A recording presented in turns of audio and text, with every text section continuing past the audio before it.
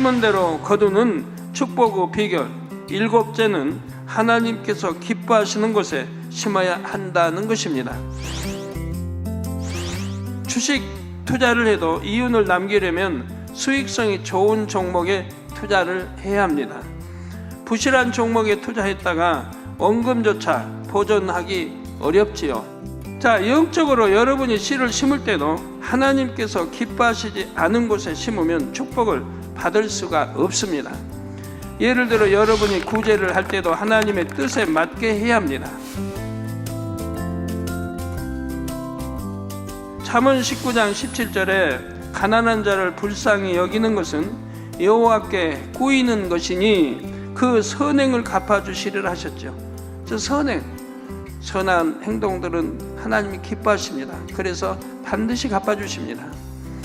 그러나 아무리 구제가 축복받는 길이라 해도 범죄하여 하나님께 징계받는 사람을 구제한다면 오히려 상대와 같이 연단을 받습니다.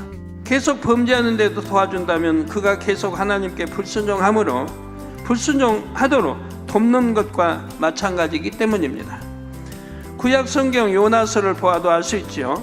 하나님께서는 요나에게 니느웨로 가라 하셨는데 요나는 그것이 싫어서 반대 방향인 다시스로 가는 배를 타고 도망갔습니다. 이 배가 항해하던 중 폭풍을 만나므로 사람들은 배의 짐들을 바다에 버려야 했습니다. 이 배에 탔던 사람들은 요나 때문에 폭풍이 왔음을 알게 되었지만 요나를 차마 바다에 던질 수가 없었습니다. 선한 사람들이죠. 뱃사람들도 요나 때문에 이렇게 재앙이 온 거 알아도 그 요나를 차마 바다에 던지지를 못하고 지금 함께 구해주려고 한다 이 말입니다. 이렇게 요나를 배에 태우고 있는 것 자체가 계속 하나님의 뜻에 거역되므로 돕는 것과 마찬가지였지요. 결국 생명이 이태로운 지경에 되어서 할 수 없이 요나를 바다에 던지니 그제서야 풍랑이 그치고 평안해졌습니다. 구제뿐만이 아니라 예물을 드리는 것도 여러분이 잘 분별해서 해야 합니다. 만약 사단의 역사로 분쟁과 불화가 있고 불의가 가득한 곳에 심는다면 하나님께서 축복으로 거두게 하실 수가 없지요. 반면 하나님께서 기뻐하시는 곳에 또 기뻐하시는 사람에게 심을 때는 하나님께서도 기쁨으로 거두게 하십니다. 예를 들어 창세기 12장 3절에 보면 하나님께서 아브라함을 복의 근원으로 세우시면서 말씀하십니다. 너를 축복하는 자에게는 내가 복을 내리고 너를 저주하는 자에게는 내가 저주하리니 땅의 모든 족속이 너를 인하여 복을 얻을 것이니라 하셨지요. 이런 아브라함과 함께 하는 것만으로도 롯은 거부가 되는 축복을 받았습니다.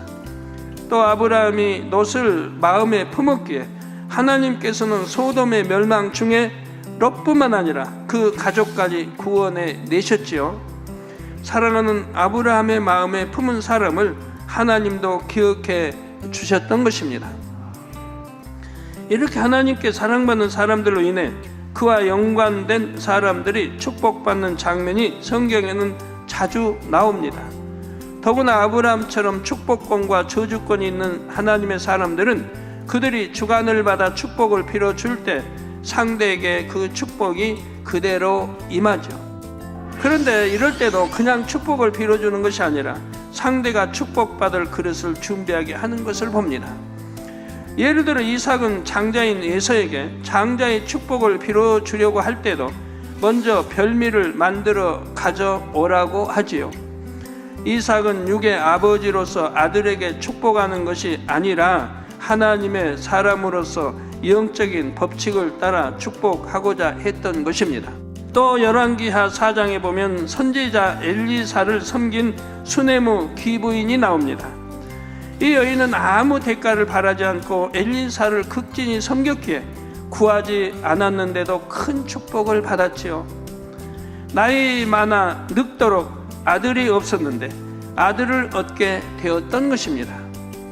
이 아들이 갑자기 죽음을 당했을 때도 엘리사의 기도를 받고 살아났지요. 시간상 자세히 설명할 수는 없지만 성경에 보면 이 여인은 엘리사를 붙쫓았던 덕분에 나중에 물질의 축복도 크게 받는 것이 나옵니다. 자칫하면 잃어버릴 뻔했던 집안의 토지와 수년 동안 그 토지에서 나온 수확물까지 돌려받을 수 있게 되었던 것입니다. 오늘날도 이렇게 하나님의 사람들을 섬김으로 축복을 받는 경우가 많이 있습니다. 갈라디아서 6장 6절에 보면 가르침을 받은 자는 말씀을 가르치는 자와 모든 좋은 것을 함께 하라 하셨지요. 그런데 이때 말씀을 가르치는 하나님의 종을 섬겨서 축복받는다는 것은 그 종이 하나님께 합당한 경우에 해당합니다. 아무리 주의 종이라 해도 그 종이 하나님께 불순종하고 범죄하는 종이라면 그를 섬긴다 해도 축복을 받을 수가 없습니다. 축복을 받기 위해서는 반드시 여러분이 지혜롭게 분별하여 하나님께서 기뻐하시는 곳에 바르게 심어야 함을 기억하시기 바랍니다.